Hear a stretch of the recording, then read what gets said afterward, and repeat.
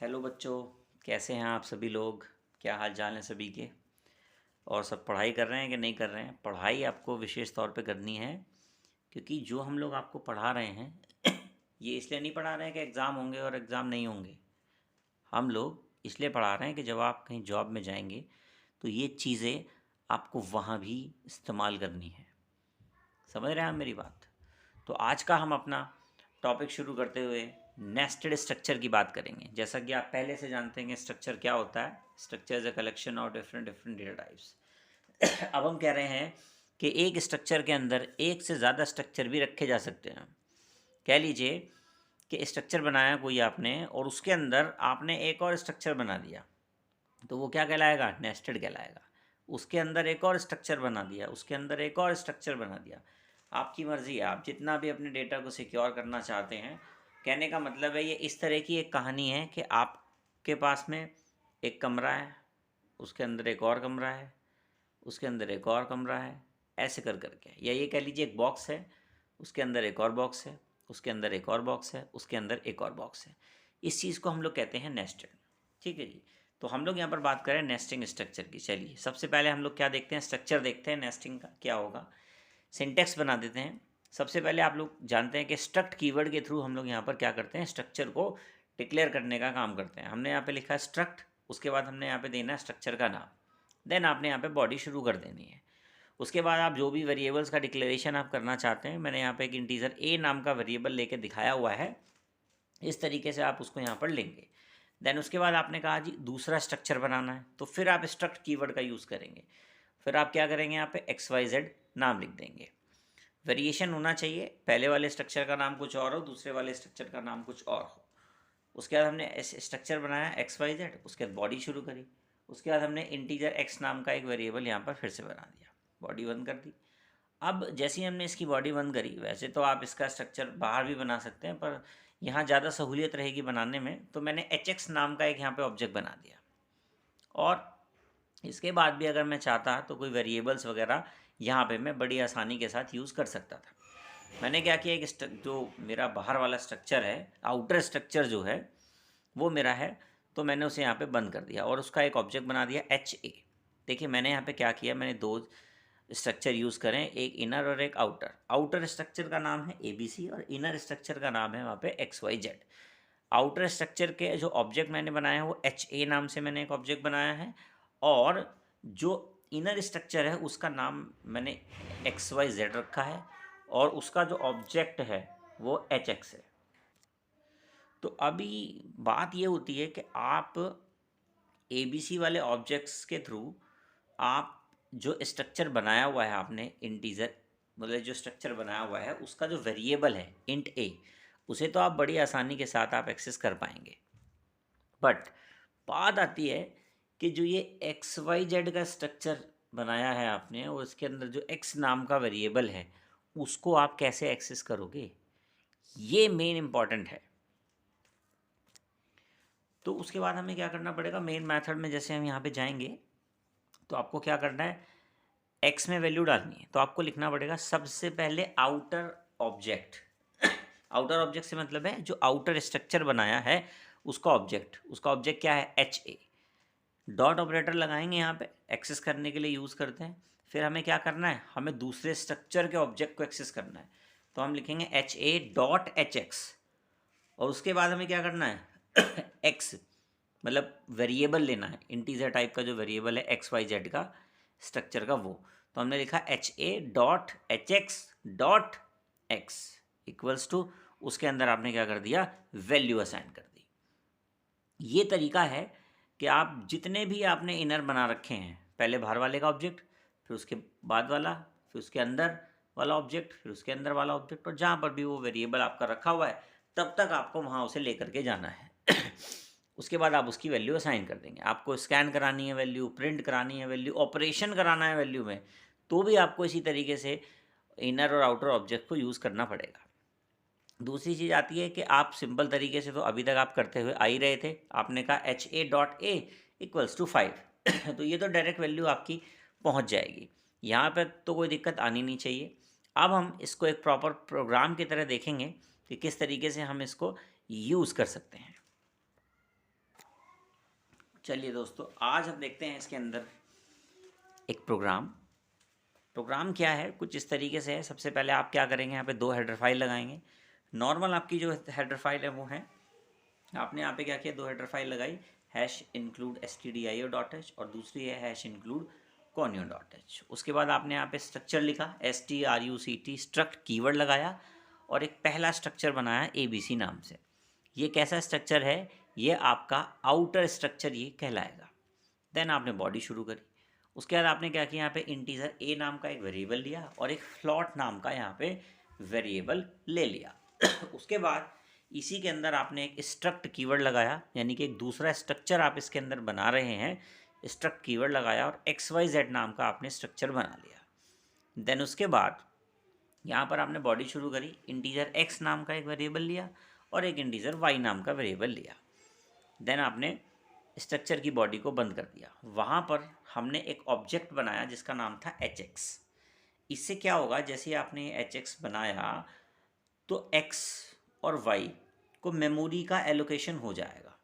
यानी कि hx के पास में क्या होगा, hx के पास में x का एक ब्लॉक बनेगा और एक y नाम का ब्लॉक बनेगा जिसमें वो अपनी वैल्यूज़ को एक्सेस कर पाएगा। ठीक है। देन उसके बाद आपने क्या किया, जो आपका आउटर स्ट्रक्चर था ABC वाला, आपने उसको वहाँ पर क्लोज़ कर दिया। जैसे ही आपने इसका क्लोज़ किया, आपने इसका एक ऑब्जेक्ट बना दिया, HA नाम से आपने ऑब्जेक्ट बनाया। तो देखिए, जैसे ही आपने HA नाम का ऑब्जेक्ट बनाया तो इंटीजर वाला जो A है उसको मेमोरी एलोकेशन हो जाएगा, जो इंटीजर B है इसको मेमोरी एलोकेशन हो जाएगा, और HA की हेल्प से HX को मेमोरी एलोकेशन होगा, और HX की हेल्प से X और Y जो 2 वेरिएबल हैं उनका मेमोरी एलोकेशन हो जाएगा। आप बात को ध्यान से समझ लीजिएगा कि जब तक आप बाहर वाले का ऑब्जेक्ट नहीं बनाएंगे, उसके बाद आप अंदर वाले को एक्सेस करेंगे, फिर अंदर वाला उस अपने ऑब्जेक्ट्स के थ्रू मेमोरी एलोकेशन करा के उनको वैल्यू यूज़ कर पाएगा। आगे बढ़ते हैं, मेन मेथड में चलते हैं। देखिए, आपका जो प्रोग्राम है, आपके प्रोग्राम का जो एग्जीक्यूशन है वो कहाँ होगा, आपके प्रोग्राम का एग्जीक्यूशन होगा मेन मेथड में। आपने बॉडी शुरू करी, देन उसके बाद आपने यहाँ पे अपनी आउटपुट स्क्रीन को क्लियर कर दिया। हमने जो आपके ऑब्जेक्ट हैं वो पहले ही बना दिए। पहले कहाँ बना दिए ऑब्जेक्ट, आपने एंडिंग टाइम द स्ट्रक्चर बना दिए कि जब आपने स्ट्रक्चर को एंड किया तो उस टाइम पर आपने अपने ऑब्जेक्ट बनाए। इसलिए यहाँ पर मेन मेथड के अंदर आपको ऑब्जेक्ट बनाने की कोई भी ज़रूरत नहीं है। देन उसके बाद आपने क्लियर कर दिया। क्लियर करने के बाद अब सबसे पहली बात आती है कि आप एक वेरिएबल के अंदर वैल्यू को कैसे पहुँचाएंगे। सबसे पहले हमने यहाँ पे क्या किया, जो आउटर स्ट्रक्चर है हमारा और उसके अंदर जो वेरिएबल्स हैं उनको हमने यहाँ पे डायरेक्ट वैल्यू असाइन कर दिया है। आप चाहें तो यहाँ पे यूज़र से वैल्यू भी ले सकते हैं। सबसे पहले हम लोग यहाँ पे दिखा रहे हैं कि डायरेक्ट आप किस तरीके से वैल्यू को एक्सेस करेंगे। आपने लिखा HA क्या है, एक ऑब्जेक्ट है ABC स्ट्रक्चर का। तो आपने लिखा HA.A। A क्या है, एक वेरिएबल है ABC नाम का जो स्ट्रक्चर है उसके अंदर। तो वो क्या करेगा, A के पास जाएगा और 5 जो वैल्यू आपने वहाँ पर असाइन करी है वो A में पहुँच जाएगी। कोई दिक्कत नहीं है, बड़ी आसानी के साथ आपकी वैल्यू स्टोर हो जाएगी। दूसरा वेरिएबल आपके पास वहाँ पे फ्लॉट वेरिएबल है B नाम का। तो आपने उसको कैसे एक्सेस किया, HA.B = 4.5, यानी कि दशमलव वाली वैल्यू आपने यहाँ पे डाल दी। आपकी वैल्यू B में बड़ी आसानी के साथ में स्टोर हो गई। उसके बाद आपने क्या किया, इसी जो वैल्यूज़ आपकी आपने अभी इनिशलाइज करी हैं, क्या वो हमारी मेमोरी में पहुंची हैं या नहीं पहुंची हैं।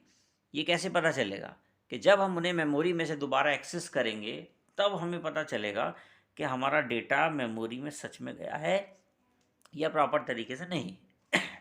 तो सबसे पहले क्या करेंगे, प्रिंटएफ लगाएंगे। प्रिंटएफ लगाने के बाद हम क्या करेंगे, ब्रैकेट शुरू करेंगे, इन्वर्टेड कॉमा लगाएंगे, A = %d, स्लैशन लगाएंगे। स्लैशन इसलिए लगाया जा रहा है जिससे कि कर्सर हमारा नेक्स्ट लाइन में पहुंच जाए। इन्वर्टेड कॉमा क्लोज करेंगे, कॉमा लगाएंगे। फिर आपको यहाँ पर डायरेक्ट A नहीं लिखना है, आपको लिखना है ऑब्जेक्ट का नाम और डॉट ऑपरेटर, और उसके बाद आप A नाम का जो वेरिएबल आप चाहते हैं। मैंने क्या लिखा, HA.A। HA क्या है, ऑब्जेक्ट है किसका, स्ट्रक्चर का, ABC वाले का, और उसके अंदर एक वेरिएबल है A, उसकी वैल्यू हम यहाँ पर चाहते हैं तो हमने यहाँ पे .A लगा दिया। ठीक है, तो आपकी वैल्यू यहाँ पर प्रिंट हो जाएगी। देन उसके बाद आपने लिखा जी प्रिंट एफ, ब्रैकेट शुरू किया, इन्वर्टेड कॉमा लगाया, आपने लिखा बी इक्वल्स टू परसेंटेज का सिंबल लगाया और उसके बाद लिखा 0.2 यानी कि 0.2 क्योंकि वैल्यू फ्लॉट में है तो मैंने आपको पहले भी बता रखा है कि 0.2 यानी कि 0.2 क्यों लगाते हैं कि दशमलव के 2 स्थान तक की वैल्यू यहाँ पर शो हो जाए, ठीक है, 2 प्लेस तक की वैल्यू दिखाए। और अगर 2 प्लेस की वैल्यू है ही नहीं, जैसे मैंने डाल रखी है वैल्यू 4.5, तो वैल्यू क्या आएगी 4.50, समझ रहे हैं, 4.50 इस तरीके से आएगी। स्लैशन लगा दिया जिससे कर्सर नेक्स्ट लाइन में चला जाए, इन्वर्टेड कॉमा लगाया, कॉमा लगा के हमने उसे बंद कर दिया। फिर हमने लिखा जी ऑब्जेक्ट HA.B। इस बात का मतलब क्या हुआ, HA है स्ट्रक्चर का ऑब्जेक्ट, किस स्ट्रक्चर का, ABC का। ABC के अंदर क्या है, एक फ्लॉट B नाम का वेरिएबल है, उसके अंदर जो वैल्यू है वो यहाँ पे डिस्प्ले करा दी जाएगी। अभी हमने क्या किया, अभी हमने सिंपल जो एक स्ट्रक्चर बनाया था आउटर वाला, उसमें वेरिएबल्स में वैल्यू डाली और उसके बाद हमने उसको डिस्प्ले करा दिया। अब आगे चलते हैं, हमने क्या किया, जो हमारा इनर स्ट्रक्चर था XYZ नाम का, उसमें X और Y नाम के 2 वेरिएबल हैं, उसमें वैल्यू डालनी है और उसका हमने ऑब्जेक्ट बना रखा है HX के नाम से। तो डायरेक्ट आप नहीं लिख सकते कि HX.X बराबर वैल्यू, नहीं, आपको क्या करना पड़ेगा, आपको पहले बाहर वाले ऑब्जेक्ट पर जाना पड़ेगा। बाहर वाला ऑब्जेक्ट मतलब HA, आपने लिखा HA डॉट किस पे, आप ऑब्जेक्ट पे जाएंगे HX, फिर उसके बाद क्या करेंगे, फिर डॉट लगाएंगे और फिर उस वेरिएबल का नाम लिखेंगे जिसके अंदर आप वैल्यू चाहते हैं। तो आपने क्या कर दिया, x लिख दिया, फिर इक्वल्स टू लगा के आपने यहाँ पे वैल्यू डाल दी, आपने डाल दी वैल्यू 6। अब दूसरी लाइन में चलते हैं, आपने कहा जी हमारे पास एक y नाम का वेरिएबल था, उसमें हमें फ्लॉट वैल्यू डालनी थी, हमने लिखा HA.HX। HA क्या है, आउटर क्लास का, आउटर स्ट्रक्चर का ऑब्जेक्ट है, और उसके बाद डॉट लगाया HA.HX। HX क्या है, XYZ स्ट्रक्चर का ऑब्जेक्ट है, और फिर डॉट लगा के y नाम के वेरिएबल को हमने यहाँ पे एक्सेस कर लिया। देन उसके बाद हमने क्या किया, वैल्यू यहाँ पर डाल दी 5.6, ठीक है, आप वैल्यू ज़्यादा भी डाल सकते हैं, आप डालिए 5.6239 समथिंग करके, ठीक है। उसके बाद आपने प्रिंटफ लगाया, यहाँ पे प्रिंटफ लगाया, ब्रैकेट शुरू किया, इन्वर्टेड कॉमा डाला, x equals to %d slash n लगाया, इन्वर्टेड कॉमा क्लोज किया, कॉमा लगा दिया। अब आप डायरेक्ट x को डिस्प्ले नहीं करा सकते, या फिर आप ऐसे भी नहीं लिख सकते कि HX.X लिख दिया तो आपकी ऑब्जेक्ट्स के थ्रू भाई हमने एक्सेस किया है वो हो जाएगा, नहीं, क्योंकि वो इनर है, वो किसी के अंदर है, तो उसकी चाबी चाहिए पहले आपको, और उसकी चाबी क्या है, बाहर वाला ऑब्जेक्ट स्ट्रक्चर का, तो वो क्या है HA। तो आपने यहाँ पर क्या लिखा HA.HX और .x, तो यहाँ पे क्या होगा, आपकी x की वैल्यू डिस्प्ले कर दी जाएगी। फिर आपने कहा जी दूसरा प्रिंटफ लगाया, मैंने यहाँ पे प्रिंटफ लिखा, ब्रैकेट शुरू किया, इन्वर्टेड कॉमा लगाया, y लिखा इक्वल्स टू %, के बाद मैंने लिखा 0.2, मैंने दोबारा बता रहा हूँ 0.2 अंक तक की वैल्यू आएगी। अगर आपका आंसर में लिखा हुआ 5.6, मतलब आपने जो वैल्यू दी थी 5.6 है, तो आएगा आंसर 5.60, और अगर आपने लंबी वैल्यू दे रखी है 5.6321 ऐसे दे रखा है, तो आएगा 5.63, बस इतना ही आएगा, उससे आगे का कोई कंसिडर होगा ही नहीं। क्यों, क्योंकि हमने 0.2 यानी कि 0.2 लगा रखा है, आपने 0.3 लगा दिया तो 3 अंक तक उठा लेगा, कोई दिक्कत नहीं है। अगर आपने 10 लगा दिया और आपके अंक 4 ही थे, तो बाकी के बाद वो क्या करेगा, 0 कंसिडर कर देगा, यानी कि उसके बाद वो 0 लगा देगा सबके बाद। देन F लगा रखा है फ्लॉट के लिए, स्लैशन लगा दिया, कर्सर नेक्स्ट लाइन में पहुंच जाएगा, इन्वर्टेड कॉमा लगाया, कॉमा लगाया, बंद कर दिया, कॉमा लगाकर उसके बाद क्या किया, ऑब्जेक्ट को एक्सेस करना है, तो क्या लिखेंगे, सबसे पहले बाहर वाला ऑब्जेक्ट HA डॉट, उसके बाद इनर HX डॉट, फिर जिस वेरिएबल पर आपको पहुंचना है y, ब्रैकेट बंद किया, एंड ऑफ लाइन लगा दिया, आपकी वैल्यू यहाँ पर डिस्प्ले हो जाएगी। उसके बाद गेट सी एच आप बड़े अच्छे से जानते हैं क्या काम करता है, सिंगल कैरेक्टर को रीड करने का काम करता है, ये इसका काम है, और हम इससे क्या करवाते हैं, आउटपुट स्क्रीन को होल्ड करवाते हैं। ये क्या होता है होल्ड कराना, भाई आपका आउटपुट आपको तब तक दिखाई देगा जब तक आप अपने कीबोर्ड से कोई भी की प्रेस ना कर दें। चलिए आउटपुट पर ध्यान देते हैं थोड़ा सा। आज मैंने आउटपुट लिखा हुआ नहीं है, आज आप अपनी कॉपी में आउटपुट लिखिए, ठीक है, वीडियो को पॉज करिए और इसका पूरा आउटपुट लिखिए और फिर मैं आपको बताता हूँ कि इसका क्या आउटपुट आएगा। चलिए, इसका जो आउटपुट आएगा वो आएगा a इक्वल्स टू 5, फिर आएगा b equals to, next line में आएगा क्योंकि स्लैशन लगा रखा है, b इक्वल्स टू 4.50 उसके बाद आएगा x इक्वल्स टू, स्लैशन लगा रखा था, नेक्स्ट लाइन में आएगा x इक्वल्स टू 6, फिर स्लैशन था तो नेक्स्ट लाइन में जाएंगे, देखेंगे y इक्वल्स टू 5.60, ये इसका आउटपुट आएगा। आई होप आप लोग इसको बहुत अच्छे से समझ गए होंगे। जब भी आप स्ट्रक्चर, देखिए एग्ज़ाम में स्ट्रक्चर पूछा जाना है, ये 100% है, डैम श्योर है कि स्ट्रक्चर का क्वेश्चन तो आएगा ही आएगा। तो जब भी स्ट्रक्चर के बारे में आपसे पूछा जाएगा तो आप लोग पूरा डेफिनेशन देंगे, स्ट्रक्चर का बेसिक प्रोग्राम बनाएंगे और बताएंगे कि नेस्टेड स्ट्रक्चर भी होता है। आप ये भी बताएंगे, इससे पहले वाली वीडियो जो मैंने बना रखी है कि भाई स्ट्रक्चर में हम लोग ऑब्जेक्ट को यूज़ करते हैं तो मल्टीपल ऑब्जेक्ट्स का भी यूज़ कर सकते हैं, तो प्रॉपर आपको बताना है। तो इससे क्या होगा, आपके मार्क्स बिल्कुल नहीं कटेंगे। चलिए, आज के लिए इतना ही, थैंक यू।